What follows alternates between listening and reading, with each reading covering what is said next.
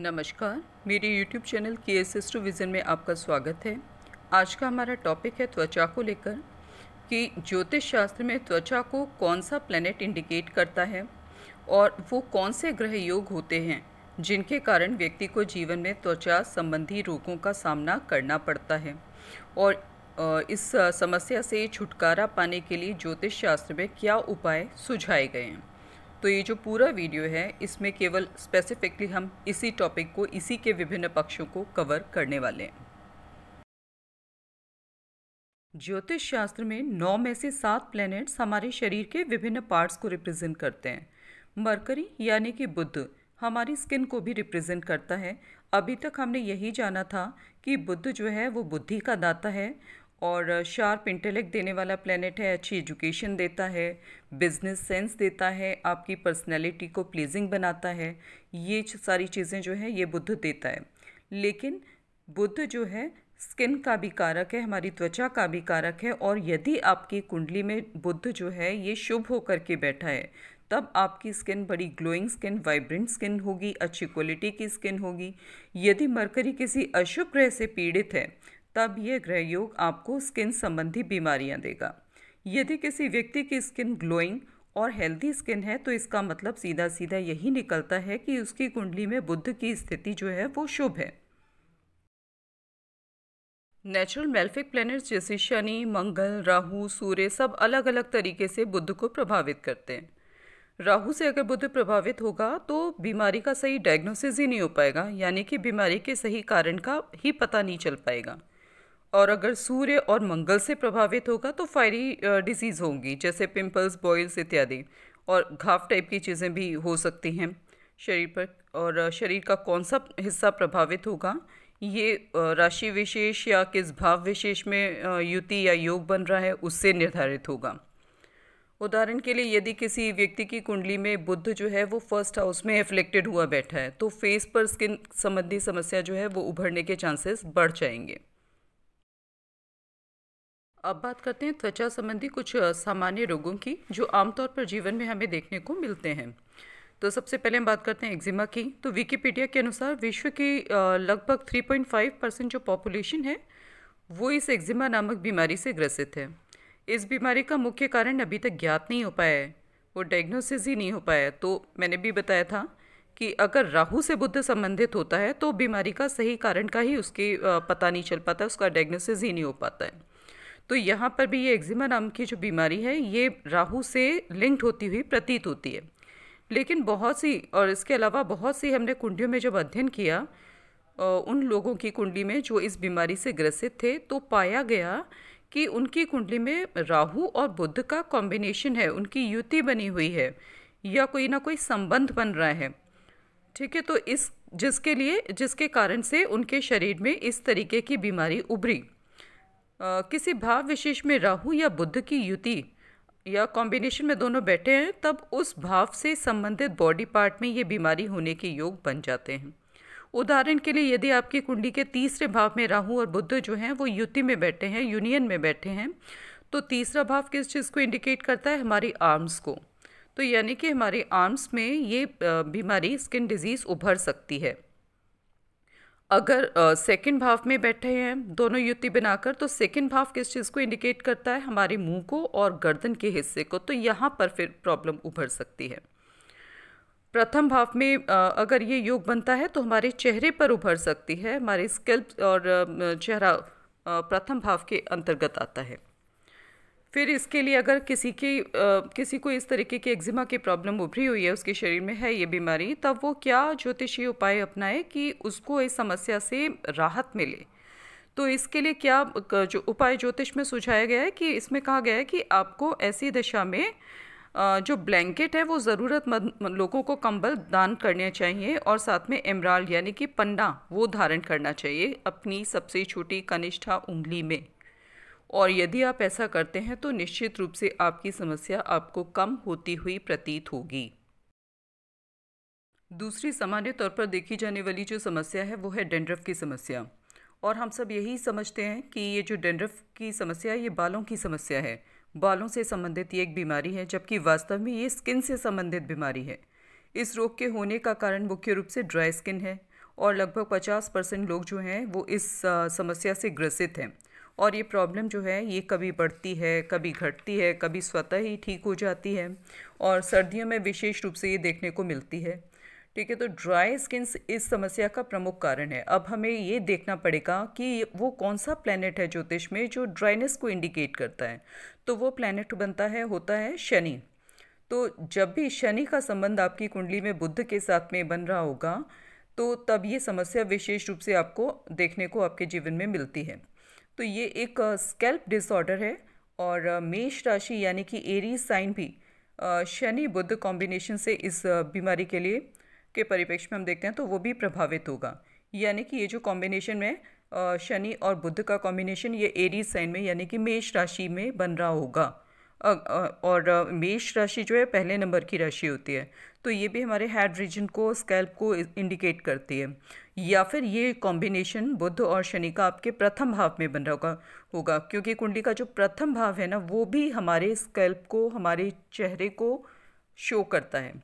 तो उस केस में भी ये बीमारी आपको डैंड्रफ की समस्या देखने को मिलेगी। लेकिन अगर कोई इस समस्या से बहुत ज़्यादा प्रभावित है, ठीक है, बहुत ज़्यादा इसके इन्फ्लुएंस में है, आमतौर पर ये आए दिन उसको देखने को झेलनी पड़ रही है, तब उस दशा में वो व्यक्ति क्या करे कि उसकी समस्या में कुछ कमी आए और उसको राहत मिले। तो इसके लिए आपको सीसेम यानी कि तिल उनका दान करना चाहिए, या फिर मूंगफली का दान करना चाहिए, ग्राउंडनट का। तो उससे आपको आपकी समस्या में कुछ राहत मिलती हुई प्रतीत होगी।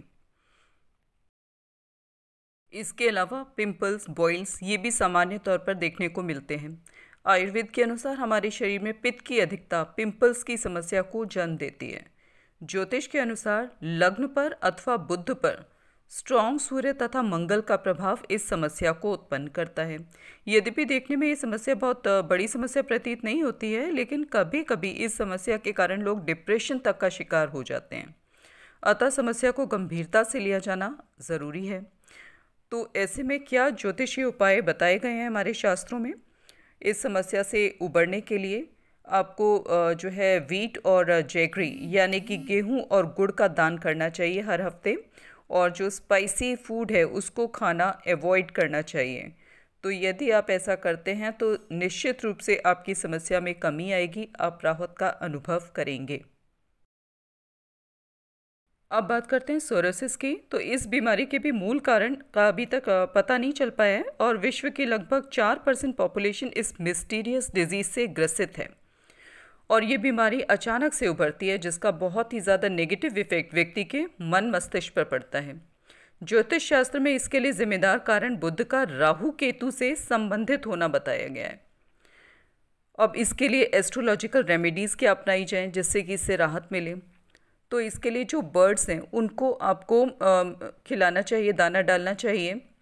और जो पेशेंट्स हैं किसी भी बीमारी से ग्रसित, ठीक है, उनको मेडिसिन्स उपलब्ध करानी चाहिए। यदि आप इस तरीके की इन रेमेडीज़ को यूज़ करते हैं तो निश्चित रूप से आपकी समस्या में आपको राहत मिलती हुई दिखेगी। इन सब बताई गई स्किन संबंधी बीमारियों के अलावा भी बहुत सी स्किन डिजीज़ेज़ होती हैं, लेकिन एक वीडियो में सबको कवर करना संभव नहीं है। इसीलिए यदि आप स्किन से संबंधित किसी भी बीमारी से ग्रसित हैं तो आपको किसी योग्य ज्योतिषी से परामर्श अवश्य लेना चाहिए, उनको अपनी कुंडली दिखानी चाहिए, क्योंकि एक योग्य ज्योतिषी ही आपकी कुंडली को देखकर आपको बता सकता है कि आपके बुध पर किस ग्रह का नकारात्मक प्रभाव पड़ रहा है जिसके कारण आपको इस बीमारी को झेलना पड़ रहा है। अतः उस नकारात्मक प्रभाव वाले ग्रह का दान और बुध को बलि बनाकर समस्या का निदान किया जा सकता है। और कभी कभी बुध के शत्रु राशि में बैठे होने के कारण भी स्किन संबंधी समस्याएं होती हैं। विशेष रूप से बुध अगर अनफेवरेबल साइन में बैठा हो अशुभ होकर के, और उसका जो डिपॉजिटर है, उसका जिस राशि में बैठा है, उसका स्वामी भी कुंडली में अगर अनफेवरेबल होकर के बैठा है, तब विशेष रूप से स्किन संबंधी समस्याएं जीवन में देखने को मिलती हैं। उठा लेते हैं हम एक केस स्टडी, जिससे कि आप ग्रहों की स्थिति को देख करके समझ सकें कि किस तरीके से पता लगेगा कुंडली को देख करके उसको कैसे रीड किया जाए। तो ये कुंडली है, इसमें आप देखेंगे कि इस नेटिव की कुंडली का अध्ययन हमने करने पर पाया कि इनका जो बुध है वो स्कॉर्पियो साइन में नेगेटिवली प्लेस्ड है। बुध कभी भी मंगल के घर में फेवरेबल नहीं होता है, और ना ही मंगल बुध के घर में फेवरेबल होता है। और शुक्र जो कि लग्न का स्वामी है वे वो भी नेगेटिवली प्लेस्ड है वृश्चिक राशि में। तो ये भी समस्या को ही दिखा रहा है, लेकिन कहाँ, शरीर के किस भाग में, इसका निर्धारण किससे होगा, जो राशि पड़ी है उससे। तो यहाँ पे 8वीं राशि वृश्चिक राशि में दोनों बैठे हैं, और वृश्चिक राशि हमारे शरीर के किस भाग को इंडिकेट करती है, जो पेल्विक रीजन है और जो जेनिटल ऑर्गन्स है उसको इंडिकेट करती है। तो बीमारी की जो शुरुआत हुई थी वो यहीं से हुई, और इस द्वितीय भावस्थ जो बुध और शुक्र हैं उन दोनों पर शनि की दृष्टि भी पड़ रही है, जिसके कारण जो स्किन संबंधी प्रॉब्लम थी वो ड्राइनेस लिए हुए और ब्लैक ग्रेइश खुरन के रूप में देखने को मिलती थी। और हालांकि शुरुआत में वो स्किन प्रॉब्लम जो थी ना वो लालिमा लिए हुए थी, और फिर बाद में ब्लैकिश ग्रेइश रूप ले लेती थी, और जिससे साफ झलकता है कि ये मंगल का और शनि का प्रभाव था।